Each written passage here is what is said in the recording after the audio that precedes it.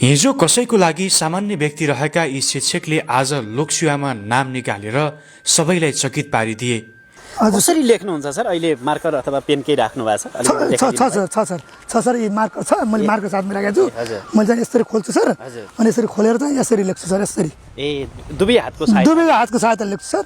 टकटकै गरेर यसरी लेखेर ढर्काइदिन्छु भनौँ न। फेरि साथीहरू त अक्षर पनि यस्तो बबालै के अहिले व्हाइट बोर्डमा हामी देखाइरहेको छौँ हैन। मेरो अक्षर त राम्रो, साथीहरू कति राम्रो अक्षर लेखेको भनेर भन्नुहुन्थ्यो। अक्षरमा ठिकै हुन्छ, त्यति बेस्ट पनि होइन त्यति नराम्रो पनि होइन। जस मैले मिडियममा अक्षर लेख्छु सर, मलाई जहाँसम्म लाग्छ ठिकै लेख्छु। त्यति राम्रो पनि बेस्ट पनि होइन सर, त्यति नराम्रो छि भन्ने पनि होइन। जस मिडियम साइजको अक्षर लेख्छु भन्ने चाहिँ मलाई लाग्छ सर। जस मैले आफूले सकेको दिने हो, मैले आफूले जानेको दिने हो। जस मेरो तर्फबाट मैले कोसिस गरेकै छु, मैले गर्छु भने सर अझै पनि जस्तो अलिक ठुलो हुन्छ। आम मानिसहरूभन्दा फरक हात भएका 33 वर्षका धनेश्वर डाङ्गीले आफैले लेखेर शिक्षक सेवा आयोगले लिएको प्राथमिक तहको सबै चरण पार गरेर नाम निकाल्न सफल भएका छन्। दर्शकवृन्द, यो भिडियो सबैले सेयर गर्नुहोला। तपाईँहरूको लागि यो भिडियो निकै नै प्रेरणादायी बन्न सक्छ। हरेक मान्छेलाई चाहिँ भगवान्ले केही गर खा भनेर दिएकै हुन्छन्, तर आँट र सङ्घर्ष गर्नै पर्छ सर, मिहिनेत गर्नै पर्छ सर। त्यत्तिकै ला भने कसैले दिँदैन सर यो जमानामा होइन। हरेक कुरा अब आफूलाई के सहज लाग्छ र मैले के गर्न सक्छु भने आफूले मूल्याङ्कन गर्न सिक्नुपर्छ पहिलो कुरो होइन। हरेक अब म जस्तो अपाङ्ग साथीहरू पनि हुनुहुन्छ, कसैका हात छैन, कसै खुट्टा छैन, आँखा छैनन्, त्यो कुरा पनि त्यो ठाउँमा रह्यो सर होइन। सपाङ्ग साथीहरू पनि हुनुहुन्छ होइन। हजुर अलिक सानो हुन्छ सर, अलिक सानो गाह्रो हुन्छ हुनु सर। झन् सजिलो छ यो, अलिक ठुलो भयो झन् सानो पेन, झन् सानो भयो सर, झन् सजिलो भएको सर। तपाईँको हेर्नु न अब यो यहाँ यो खोलेपछि अनि यसरी हुन्छ सर, सजिलो भयो। झन् झन् सानो त के हुन्न सर। म त अप्ठ्यारो भन्ने त कुनै त बानी लाएर हो सर, बानी लाएर। किनभने मलाई यो तपाईँहरू अब अरूलाई चाहिँ अलिकति अनौठो लाग्छ होइन। म किनभने यो जन्मैदेखि नै यस्तो भइसक्यो चाहिँ मलाई त्यो स्टार्टिङ पोइन्टबाट नै यो मलाई यही गर्ने मात्रै बानी लाग्यो कि किनभने मलाई यही मात्रै गर्नु छ, जे गर्नु छ मलाई यही मात्रै गर्नु छ भन्ने भयो। त्यही भएर मेरो काम कर्म होइन, म पढ्नेदेखि बाहेक अरू खासै केही गरेन सर। घरेसी कामहरू सामान्यतः गरिन्थ्यो होला होइन, तर अरू चाहिँ मैले पढाइतिर पनि ध्यान दिने अनि यो पढ्ने लेख्ने गर्ने यही मात्रै काम गरेन। मलाई त्यस्तो अप्ठ्यारो महसुस चाहिँ भएन सर, किनभने बानी चाहिँ लागेको कि मलाई पढ्ने भने चाहिँ अब त्यो अब नयाँ कुरा सिके जस्तो भएपछि अलिक धौन्थ्यो होला र पछि यो सुरुदेखि सिक्यो सर। जब मेरो स्टार्टिङ पोइन्टदेखि मैले पढ्ने बाल्यकालदेखि नै, त्यसपछि अब त्यहाँबाट मलाई अप्ठ्यारो लागेन सर, मलाई सहजै नै हुन्छ सर। अब तपाईँको सफलतामा हिजो आम मान्छेहरूले हेर्ने दृष्टि र जब तपाईँ शिक्षण पेसामा लाग्नुभयो त्यसपछिका हेर्ने दृष्टिमा के भिन्नता पाउनुहुन्छ सर? होइन सर, त्यस्तो त्यो नराम्रो भिन्नता त छैन सर। अब त्यो पहिले पनि अब राम्रै पहिले पनि हेर्नुहुन्थ्यो, साथीहरू हुनुहुन्छ, समाजका इष्टमित्र हुनुहुन्छ सर होइन।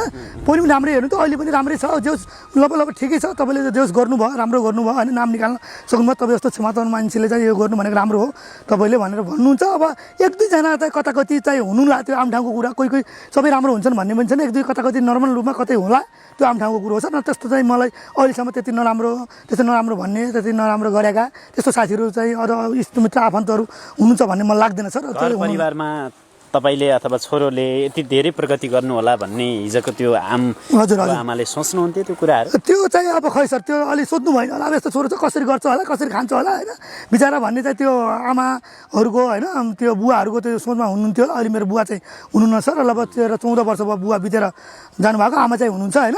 त्यही भएर चाहिँ त्यो सोध्नु भएन होला। पछि मैले पढेपछि अब त्यहाँ जागिर खाए जुन अब निजी स्रोतमा, अब एउटा प्राइभेट भनौँ न सरकारी स्कुल भए पनि तर निजी स्रोतमा चाहिँ विद्यालयले पैसा दिने गरी होइन, त्यो अनुसार खाएँ सर। मैले सुरुमा नोकरी गर्ने बेला सर 1500 थिएँ सर। 1500देखि सङ्घर्ष गरेको मान्छे हुँ सर म। सुरुमा स्टार्टिङ पोइन्टमा चाहिँ मैले 1500मा नोकरी गरेँ सर। अहिले चाहिँ म यो अवस्थामा आएँ सर भनेपछि कति सङ्घर्ष गरेँ हामीलाई, कति मिहिनेत गरेँ हामीलाई र कति लागि पऱ्यो हामीलाई सर। बिचमा चाहिँ मेरो केही 2-4 वर्ष त अलिकति केही होल्ड भयो सर। 2-4 वर्ष मेरो अलिकति केही नराम्रो भनौँ न, अलिकति मेरो केही समस्याहरू आए सर। त्यसले गर्दा म अलिकति थोरै ब्याक हुनु पऱ्यो सर। त्यसपछि चाहिँ मेरो कन्टिन्यू राम्रै छ, पहिले पनि राम्रै थियो, अलिकति केही भनौँ त सर। अब त्यो चाहिँ अलिकति मेरो 2-4 वर्ष चाहिँ अलिकति नराम्रो थियो भनौँ न। मलाई अलिकति मेरो आफ्नै शरीर अथवा लगायत मेरो अलिक केही भएको थियो सर। अब त्यसलाई चाहिँ अहिले त्यति नखोलाउँछ त्यो कुरा होइन। तर पनि अब जस्तो नि सर, हजुर जसले म केही गर्न सक्दिनँ, म चाहिँ आम मान्छेहरू जस्तै गरी मैले जन्म लिन सकिनँ, म केही गर्न सकिनँ भनेर आफैमा मनोबल गिराएर कमजोर फिल गर्नेहरूको लागि तपाईँ हिम्मत हो। त्यसैले चाहिँ उहाँहरूलाई के भन्नुहुन्छ जसले चाहिँ म आम मान्छे सर जन्म लिन सकेन, अथवा मेरो हातले मैले सक्दिनँ कि, अथवा मेरो खुट्टाले मैले सक्दिनँ कि भन्ने विभिन्न खालका कुराले गर्दाखेरि पिल्सिएर बस्ने, च्यापिएर बस्ने गरेको हामीले धेरै देखेका छौँ। ती व्यक्तिहरूलाई कसरी तपाईँले एउटा ऊर्जाको रूपमा भावहरू व्यक्त गर्नु? अब यस्तो सर, अब हरेक मान्छेमा आफ्नो प्रतिभा हुन्छ सर। हरेक मान्छेलाई चाहिँ भगवान्ले केही गर खा भनेर दिएकै हुन्छन्, तर आँट र र सङ्घर्ष गर्नैपर्छ सर, मिहिनेत गर्नैपर्छ सर। त्यत्तिकै ला भने कसैले दिँदैन सर यो जमानामा होइन।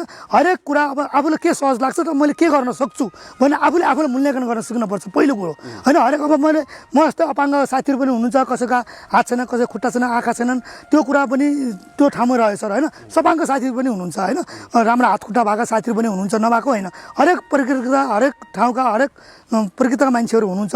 हरेकलाई मैले के भन्न चाहन्छु भने तपाईँले आफूले मूल्याङ्कन गर्नुहोस् पहिलो कुरो।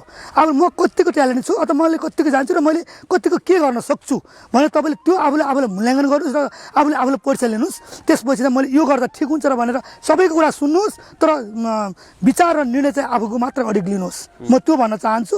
गर्न सकिन्छ, प्रयास गर्नुपर्छ सर, मिहिनेत गर्नुपर्छ। हरेक साथीहरूले मैले हरेक क्षेत्रका साथी हरेक व्यक्तित्व भएको साथीहरू मैले के भन्न चाहन्छु, एक दुई पटक चाहिँ असफल भइन्छ नभने होइन, गर्दै हिँड्दा लुटिन्छ भने गर्दा कोही बेला असफल भइन्छ होइन।